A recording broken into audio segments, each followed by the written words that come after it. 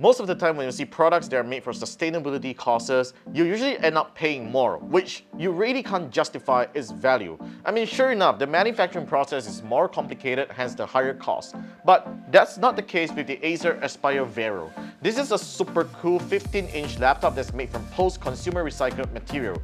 It costs 4,299 ringgit and is powered by the top-of-the-line 11th Gen Intel Core i7 1195G7 processor that goes all the way up to 5 GHz. And if you care about the environment and want to support the sustainability caused by Acer, this laptop is unquestionably the one for you, and here are my thoughts after using for 2 weeks.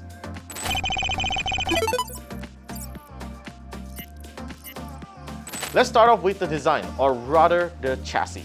According to Acer, the plastic chassis is made from 30% of recycled material, and you can clearly see traces of recycled resin running all over it.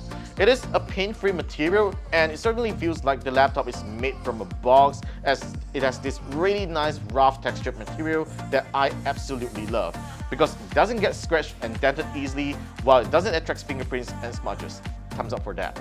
Now, I like that the Intel and laptop branding are carved onto the chassis that makes the entire working area free of stickers. Of course, if you still want to see them, they are located at the bottom right over here, and this yellow rubber feet creates a nice color contrast between the chassis. And I'm super happy that Acer has included standard Phillips screws that allows me to access the internals easily to perform upgrades. Now, even though the Aspire Vero comes with standard size Phillips screws, to get inside the internals, you will still require a pry tool to pry open the plastic chassis. Now, notice that there is a screw right over here. It's not that I forget to take it out, but it is intentionally stuck onto the laptop's casing so that you do not miss it. Alright, so this is how the internals of the Aspire Vero looks like. It looks pretty empty on the bottom and on the left side of the laptop, which is a little disappointing because I think Acer could have done a lot with this space, especially at the bottom part where they could have included a larger battery, and probably on this side they could have included a better logic board or motherboard that has more expansion, like the secondary PCIe SSD slot, because it only has one right over here, and it also has a single RAM slot. This is an 8GB RAM, so the system comes with a total of 16GB, so one of the other 8GB RAM is already soldered onto the motherboard. But what's interesting right over here is that this laptop doesn't have discrete graphics. It only has a Core i7 CPU with Intel Iris Xe graphics, and these two cooling fans and these two heat pipes are cooling down just the CPU alone. It's kind of interesting to find a mainstream laptop with two cooling fans like this, because I believe that this is a pretty hot processor, and Acer has certainly considered that, which is why you're seeing these two big fans right over here. And I think it's great that Acer has taken care of that so that this laptop doesn't throttle if you put it on full load. The laptop tilts a little when you open the lid and raises the keyboard. I'm a big fan of this design as it really makes the typing experience so much better. The keycaps on the keyboard is also made from 50% of recycled material, which you definitely can't tell the difference if you compare to a non-recycled keycap material. The R and E keys are purposely inverted as a reminder to reduce, reuse, and recycle, which is a good message. The typing experience is decent with good key travel and tactile, though the function row keys are too small to my liking. The trackpad has good tracking performance, and it works fine for the basic stuff.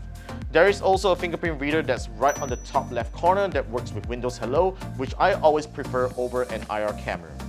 The laptop's display has an anti-glare matte surface and gets bright enough when I'm working indoors. The webcam quality isn't great, but that isn't surprising, and I'm pretty impressed with its loudspeakers despite being positioned downwards, because it is probably one of the best speakers I've heard on a mainstream laptop, and here's how it sounds like.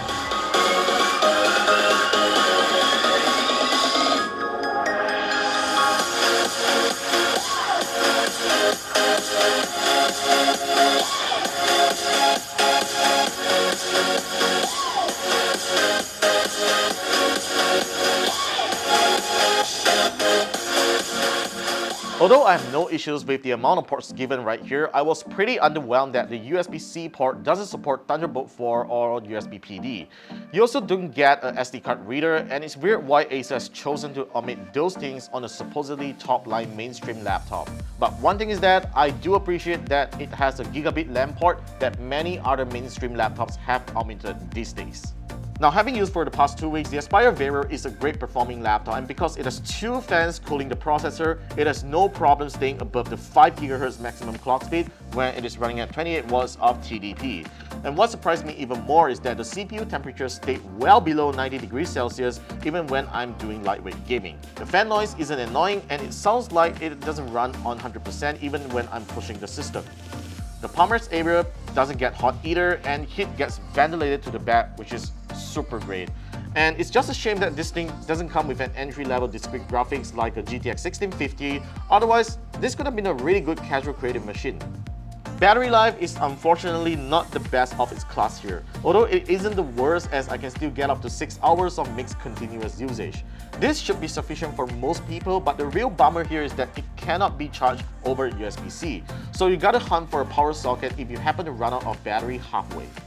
At 4,299 ringgit, the Acer Aspire Vero really justifies its asking price when it comes to the design and performance. Although it doesn't have that classy MacBook look that everyone loves, but I like that it is very unique on its own, and it's one way that you can support Acer's sustainability efforts.